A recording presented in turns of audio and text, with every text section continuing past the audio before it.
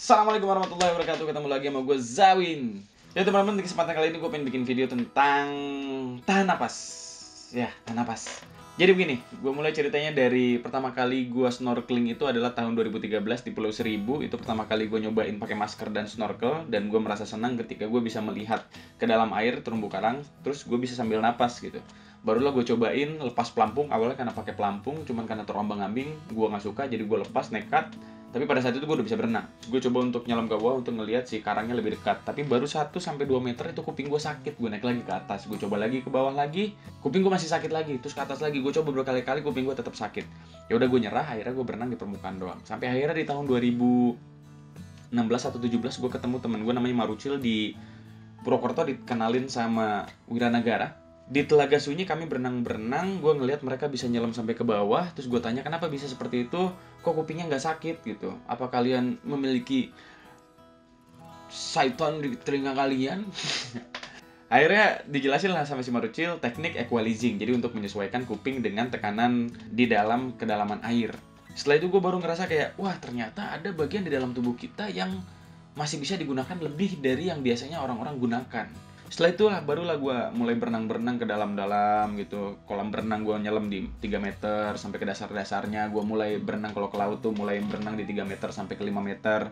Nah setiap gue berenang, masalahnya adalah durasi nyelam gue itu ya cuman 30-40 detik gitu. Kemudian beberapa bulan lalu gue berangkat ke Bali, gue ketemu sama temen lama gue, Davis.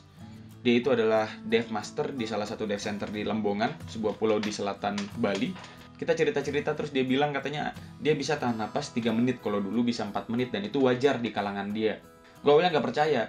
Akhirnya gue minta dia buktiin, besoknya kita ke kolam, terus gue minta dia ngelakuin tahan napas itu di depan mata gue, dan bener, dia bisa tahan napas 3 menit lebih. Gokil men.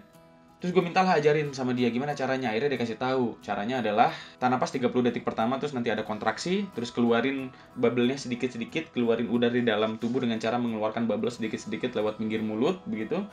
Terus kalau misalnya itu udah nggak tahan juga, pindahin udaranya dari perut ke dada, ke mulut, ke dada, ke mulut, dan semua itu dilakukan dengan cara terpejam gitu, biar relax. Akhirnya gue cobalah. Yang awalnya gue tahan napas di tes sama dia itu cuman bisa 40 detik, dan ketika gue melakukan apa yang dia suruh, langsung naik ke 1 menit 48 detik.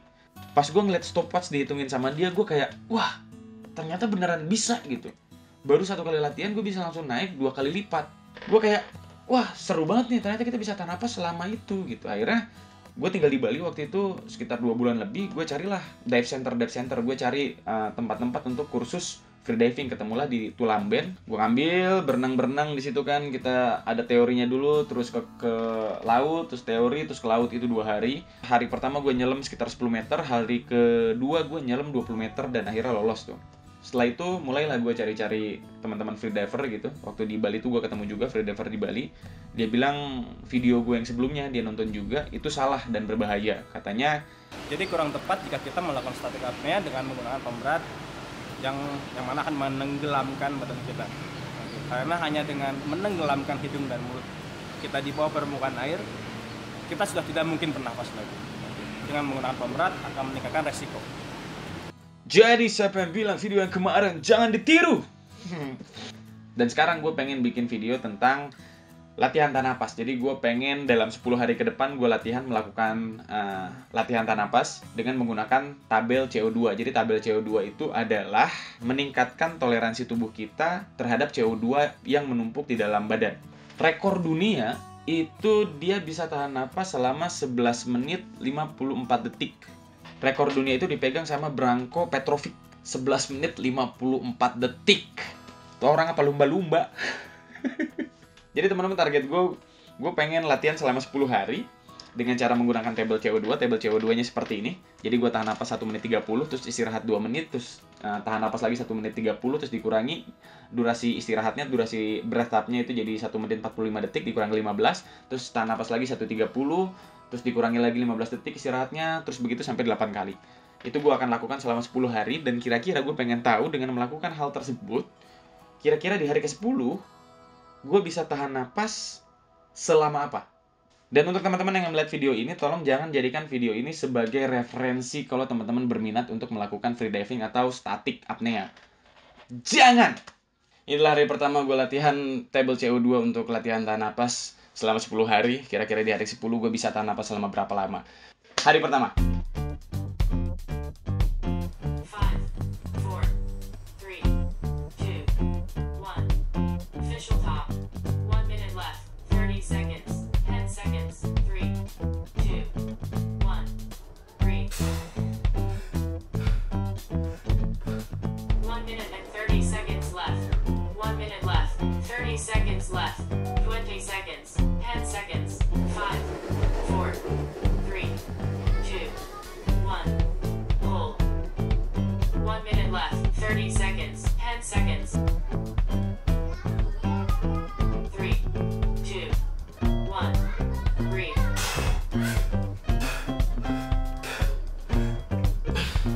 Mungkin besok karena di 1.30 ini, aduh ada bakso lagi. Gini nih, emang nih berisik nih sore-sore.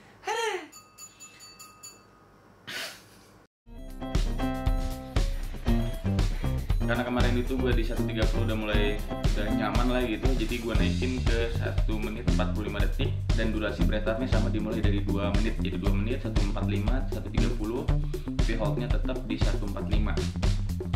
10 seconds. 5, 4, 3, 2, 1. Official top. 1 minute left. 30 seconds. 10 seconds. 3, 2, 1. Breathe. 10 seconds. 5, 4, 3, 2, 1. Hold. 1 minute left.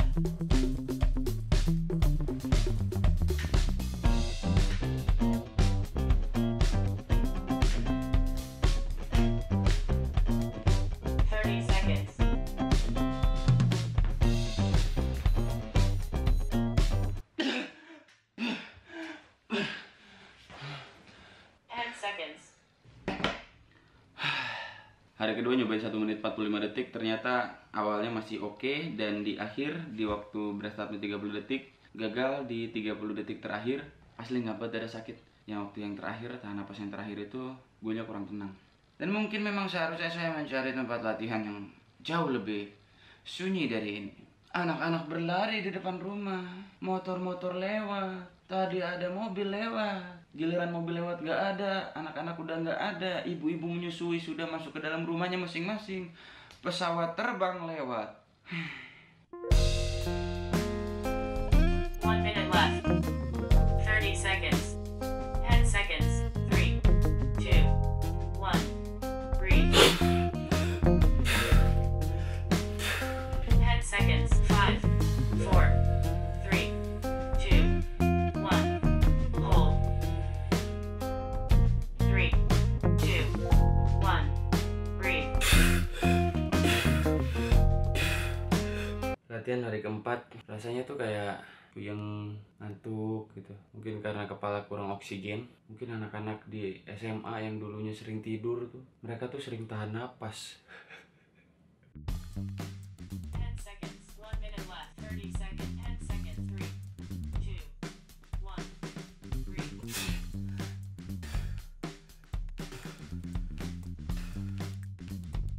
Sekarang table CO2 nya gue tambahin 10 detik. 10 seconds. 5, 4, 3, 2, 1. Hold. 3,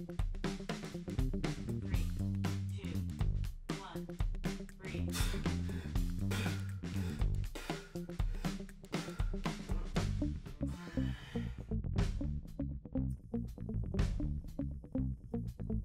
One minute left.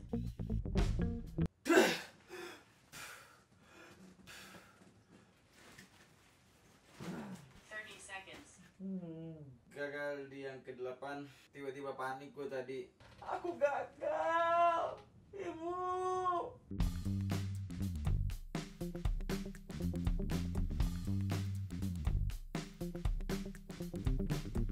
One minute left. 30 seconds. 10 seconds. 3, 2, 1.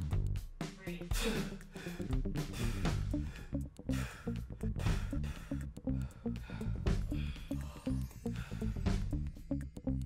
5, 4, 3, 2, 1. Hold.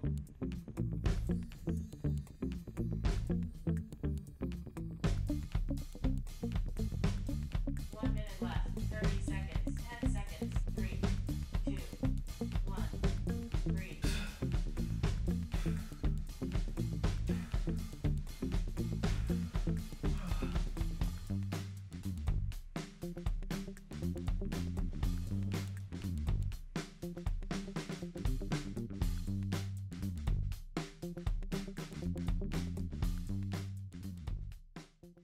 hari ke-11 sudah 10 hari latihan, jadi di hari ke-11 ini nyobain kira-kira gue udah bisa tahan napas selama berapa lama. Akankah saya bisa bertahan selama 4 menit? Pemanasan dulu 1 menit ya.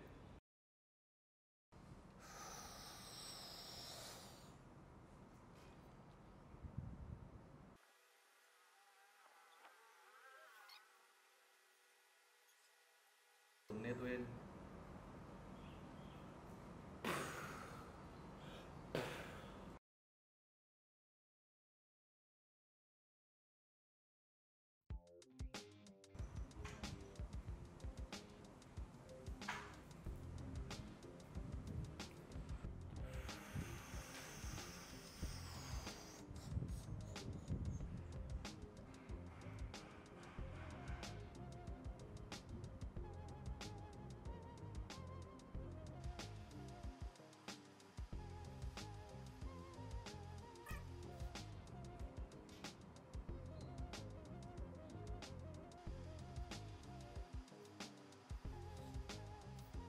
Satu menit.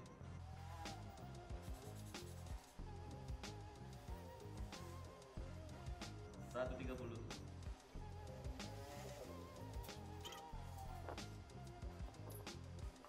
2 menit.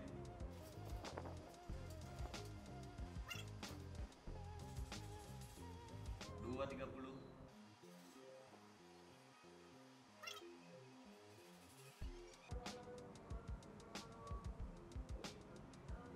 3 menit. Aman Win. 3:15. Aman Win. 3:30. Aman Win. 3:45.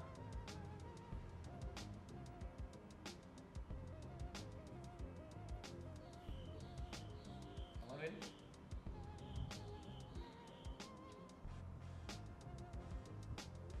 4 menit.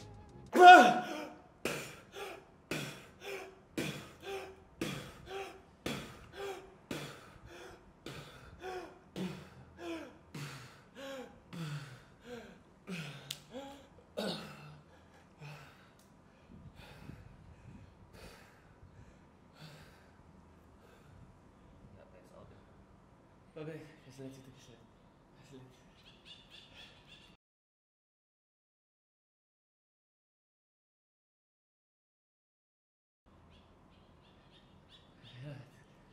Dengan kekuatan tembakau Indonesia 4 menit.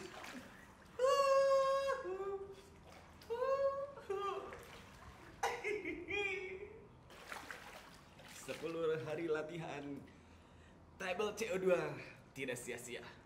Dan ingat kawan-kawan, jangan pernah jadikan video ini sebagai referensi teman-teman untuk mencoba tahan napas di dalam air. Sekali lagi, jangan jadikan video ini sebagai referensi. Mantap. Dengan kekuatan tembakau Indonesia.